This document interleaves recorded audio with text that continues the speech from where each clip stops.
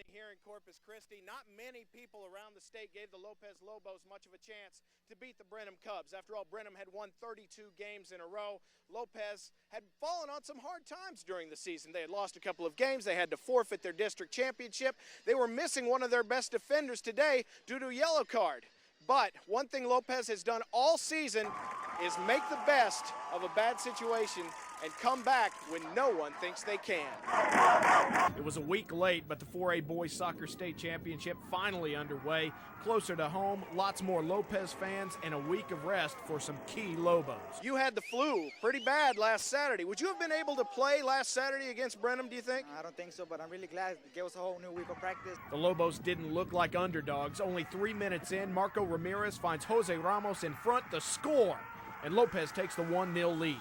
And only 5 minutes later, it was Ivan Morales on the penalty kick, puts it in the net, and the Lobos are rolling. I think we had to score early because they were a good defensive team, and we gave it our hearts out, and we got the 2 goals, and that helped us out in our scheme to be more defensively, and it worked, and I'm really glad it worked. After that, the Lopez defense took over. Keeper Emmanuel Jaramillo made 6 saves, and when he wasn't there, Victor Cavazos was the huge save to keep Brenham off the board. It's coming from behind, one of those little saves, that's a great even for State, especially, I bet you he's going to remember that for the rest of his life. It got a little chippy in the second half. The Cubs' leading scorer, Kyle Kamek, kicks Jaramillo, takes the red card, gets ejected.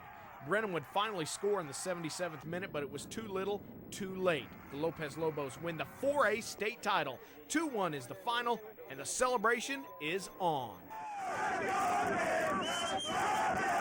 I'm just living the moment because there are no words for it, I'm just living it. I'm just excited, Their hearts weren't bigger than ours, and it speaks for the athletes of the Rio Grande Valley, really. We're not representing Lopez High School. We're not representing Brownsville. We're representing the whole valley, so we can actually show the whole state of Texas, that there are some, athletes down there, and they deserve to be in this type of level. I think we made history, and we represented Brownsville, we represented Lopez, and we represented the whole valley.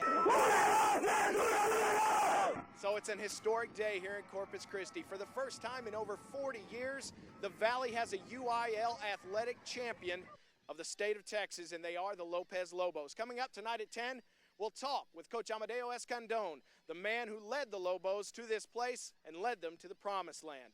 Until then, Clay Williams in Corpus Christi for Action 4 Sports. Melanie, back to you.